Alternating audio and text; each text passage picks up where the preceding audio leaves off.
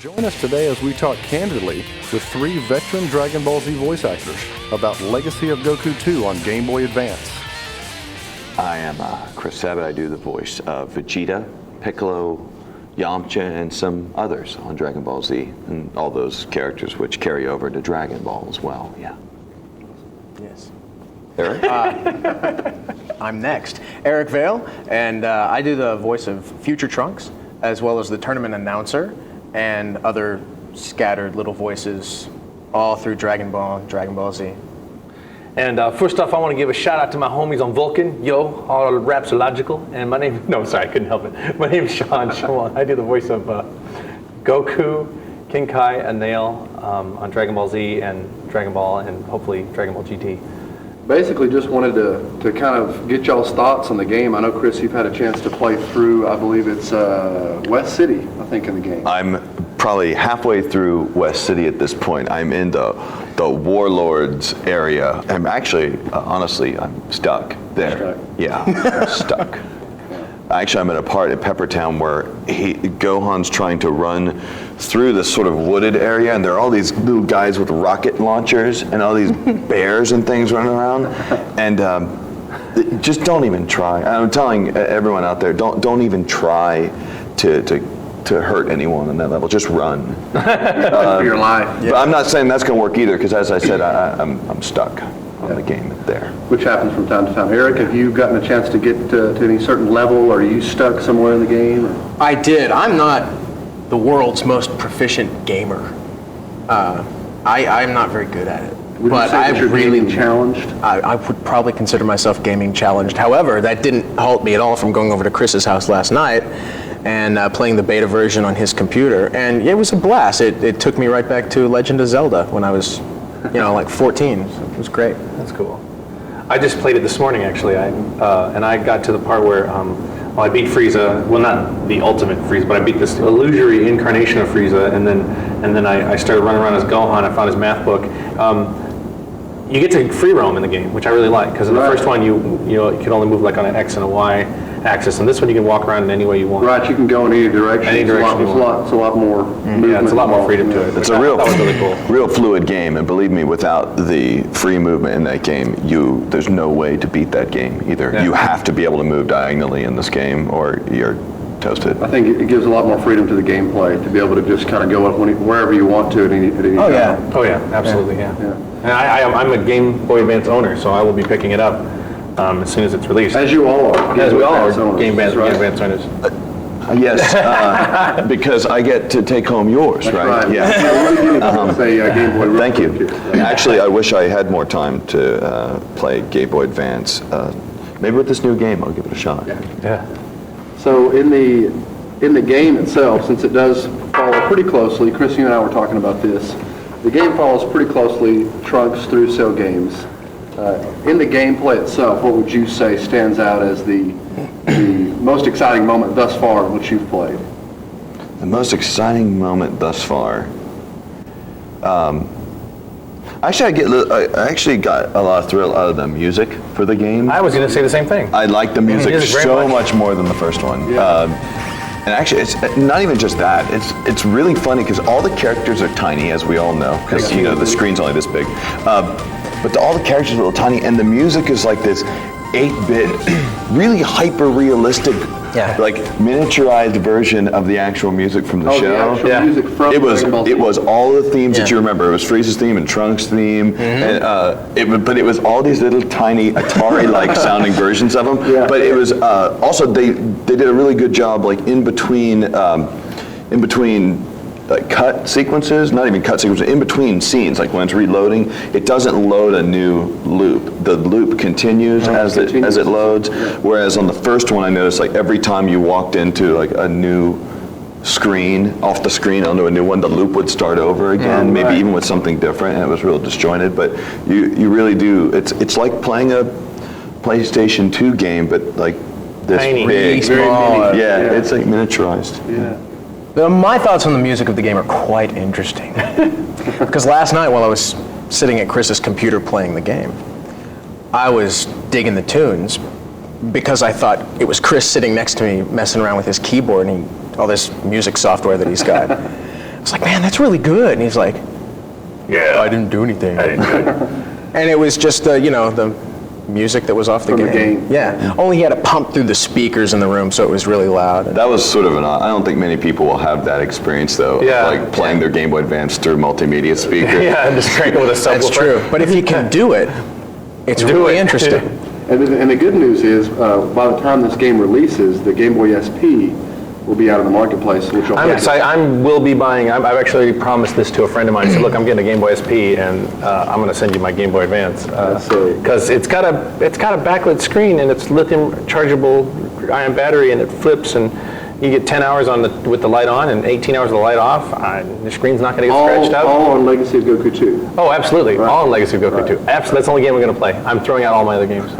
Don't get I'm going to just play Legacy of Goku 2 for 18 hours with the lights off. with the lights off. Yeah, it's really good. Which is good for your eyes. You do it really close. Yeah, that's really good. Oh, yeah. I guess the biggest difference is in being a voice actor for an animated series, which maybe you guys can take me through how that works, as opposed to doing voices for a video game, whether it be for PS2, because I know you all did voices for Budokai, Right. or for a Game Boy Advance. What are the major differences in the feel and how you approach that?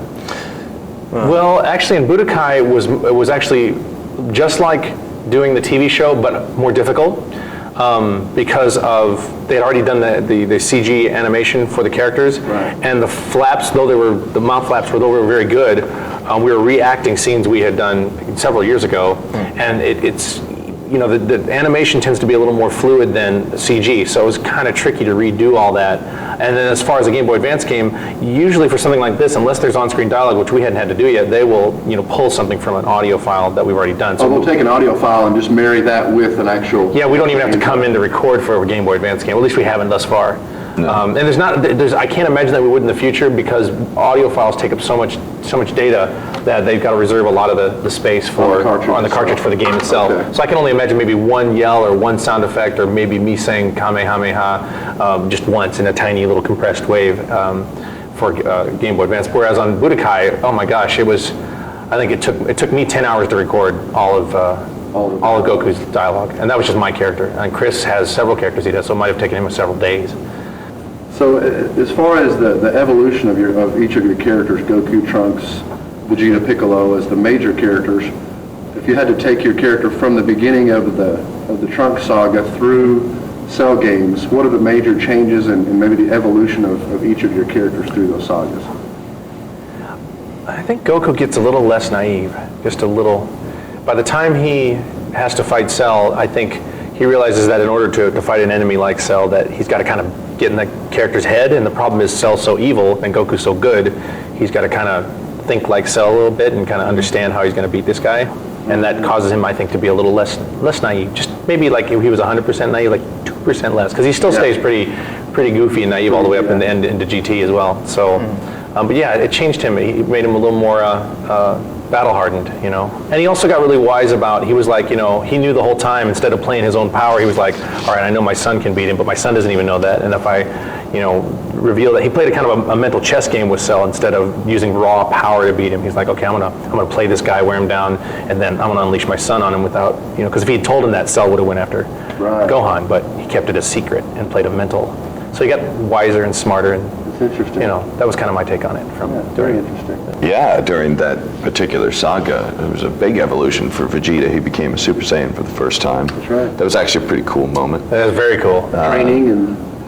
Well, you actually don't see him training per se, except in a flashback when he explains the whole story. He shows up and asks Android 18 if androids experience fear, and then goes on this long story about how he was training so hard in outer space, and right when he thought he was, all was for nil and he was going to die, and this huge asteroid was coming towards him, he let go of everything and finally became the Super Saiyan that he wanted to be. The Super Saiyan that we all want to be. I think Vegeta finally found self-love. Found the beautiful man. I think Piccolo spent a lot more time in the icebergs around then, too. That's right. He was I love Piccolo. I'm a big Piccolo fan, but that's another story. Trunks got a lot beefier during that stage, remember? Trunks got pumped up real hard. Yeah. Then you go metal. Is that when you went metal with the long hair? At all? Heavy metal? Yeah, it was after he was in. That's what I was going to say. He was in the Okay. hyperbolic time chamber. Yeah. And Couldn't get a haircut. And wait, there's no barber There's no in the barber in the hyperbolic time chamber. So yeah, Plenty of time though. there's that point. Be good business. Yeah, it would be. It would be. Time with double the money. Yeah, I would say that was probably my, as far as the character Trunks goes, my favorite time, because it's really when he learned a lot about his father and what a wonderfully charming individual Vegeta can be. Right. He met his father for the first time, yeah. He was on his quest to make sure that When we first got back. no one underestimated the power of the androids. Yeah, over and over. Never underestimate the power of the android. Oh yeah. You don't understand how powerful they are. Oh, you just don't understand. Over and over. No, but you know what? He was right. No one did. No one did, and then they did kick Okay, everybody's all tail. right. and That's And so in the game itself, since it pretty much follows the storyline, how would you say the developers have captured each of your favorite scenes through those sagas and the evolution of each of your characters?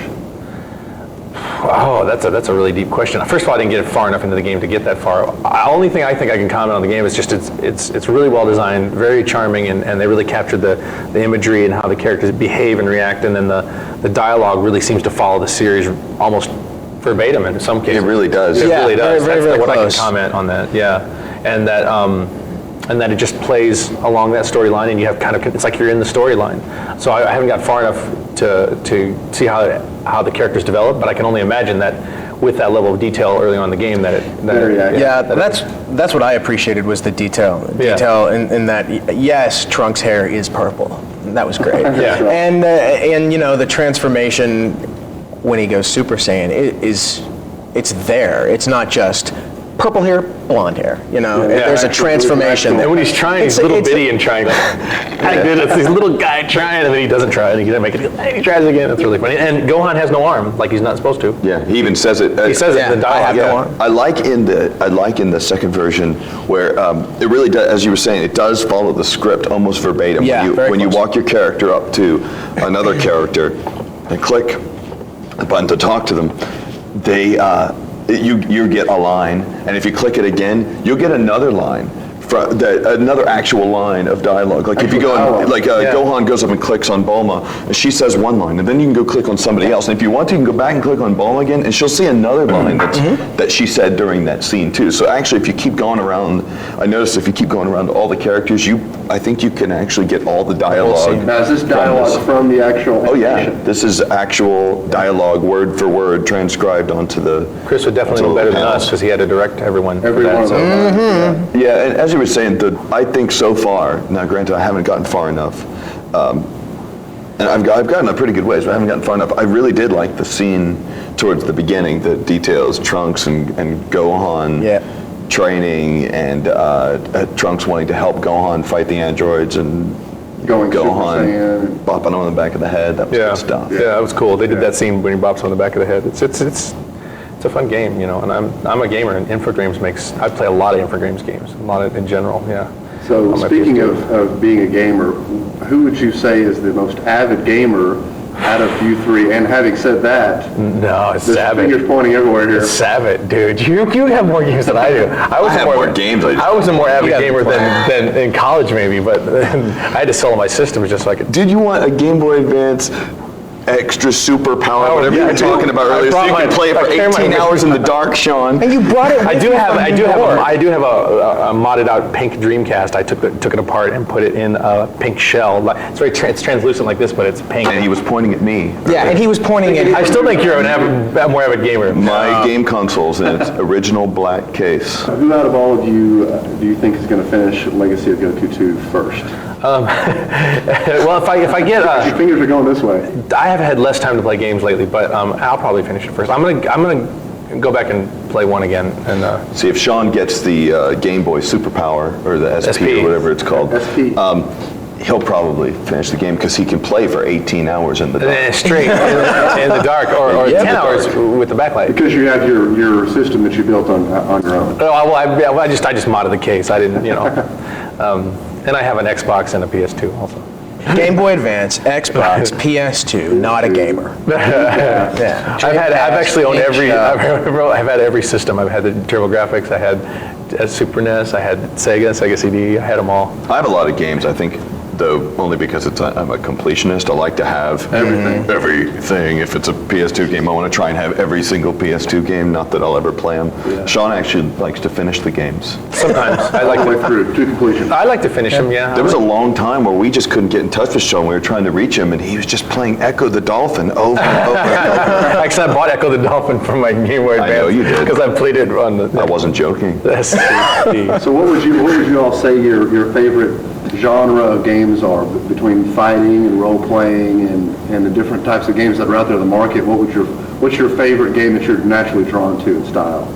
Definitely RPGs, fighting games, racing games.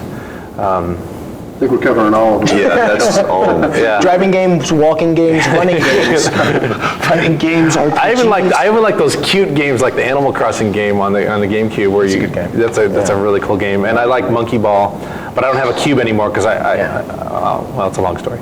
But I'll be getting a new one soon. But definitely, I'm a big fighting game fan. I love Budokai and stuff like that. And Virtua Fighter 4, Tekken.